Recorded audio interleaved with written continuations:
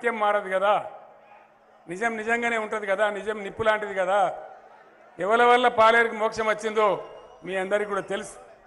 అంతేకాదు లంబాడి తండాలకు ఎవరు గ్రామ పంచాయతీలు చేసినారో మీకు తెలుసు. అనేక సంవత్సరాలు దశాబ్దాల పాటు అనేక పరిపాలనలలో మీరు పాదయాత్రలు చేసినారు, అడిగినారు. మా తండాలో మా రాజ్యం, మా గూడెల్లో మా రాజ్యం అంటే ఎవరు కూడా కనికరించి చూడలేదు. కానీ ఈరోజు పాలేరు నియోజకవర్గంలో కూడా సుమారు 38-40 తండాలు ప్రత్యేక గ్రామ పంచాయతీలు అయినాయి. ఇలా లంబాడి బిడ్డలు వాళ్ళ తండాలలో వాళ్ళే రాజ్యం చేస్తూ ఉన్నారని నేను మీ అందరికి గర్వంగా మనవి చేస్తూ ఉన్నాను. పాలేరు నియోజకవర్గంలో భక్త రామదాస్ కన్నా ముందు భూముల ధర ఎంత ఉండే, ఇవాళ పాలేరులో భూమి ధర ఎంత? ఆనాడు 3 లక్షలు, 4 లక్షలు, 5 లక్షల భూమి ఈరోజు 40 లక్షలు, 50 లక్షల రూపాయలు బలుకుతూ ఉంది, 30 లక్షల రూపాయలు బలుకుతూ ఉంది. ఇది ఎవరి పుణ్యమో మీకు తెలుసు. నేను మీ అందరినీ కోరేది ఒకటే, దయచేసి ఎవరి వైఖరి ఏందో గమనించి ఓటింగ్లో పాల్గొనాలి తప్ప ఎవరో చెప్పిందనో ఎవడో ఇచ్చిండనో మోసపోయి ఓట్లు వేయవద్దని మనవి చేస్తూ ఉన్నా. మీ అందరికీ తెలుసు అనేక రకాలుగా పార్టీలు మారుతారు.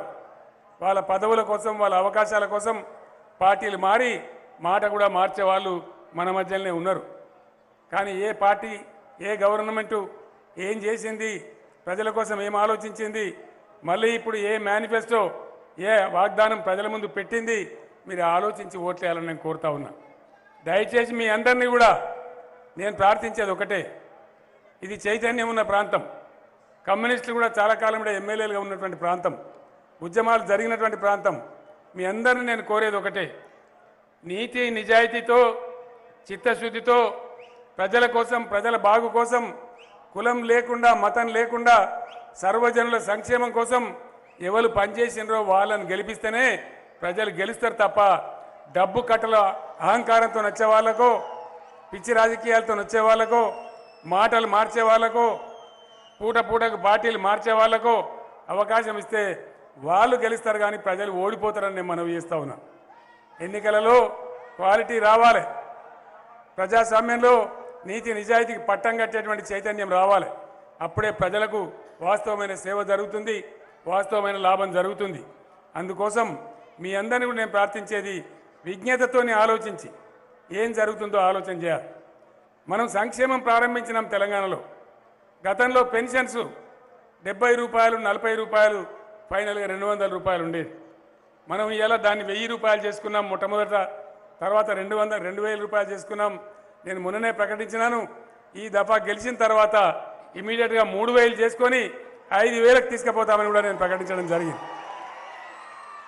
ఎలక్షన్ల కోసం అగాధం జగన్నాథం హామీలు నేను ఇవ్వడం లేదు.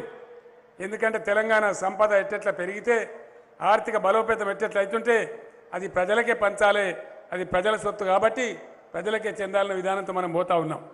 మొట్టమొదటి కళ్యాణ లక్ష్యం పెట్టుకున్నాం, 50,000 రూపాయలు పెట్టుకున్నాం. ఆ తర్వాత 75,000 రూపాయలు చేసుకున్నాం. ఆ తర్వాత దాన్ని 1,16,000 రూపాయలకు తీసుకొని పోయినాం. అంటే సంపద ఎట్లా పెరిగితే అట్లా చేసుకుంటామని చెప్పినాం.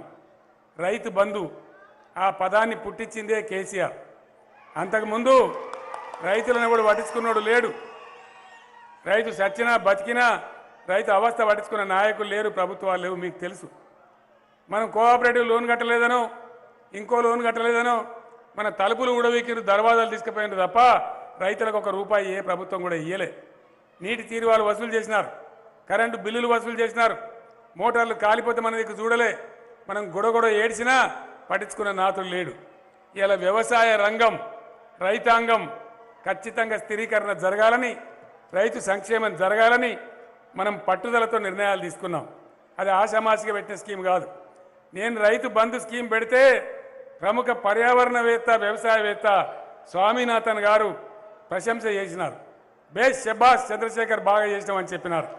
అట్లనే యుఎన్ఓ, యునైటెడ్ నేషన్స్ ఆర్గనైజేషన్, ప్రపంచ దేశాలకు నాయకత్వం వహించే సంస్థ, బేస్ అయిన పథకం ఇది ప్రపంచంలో ఎక్కడ లేదు, తెలంగాణ ప్రభుత్వం బాగా చేసిందని మనకు కితాబిచ్చింది, మనకు పొగడ్తలు ఇచ్చింది.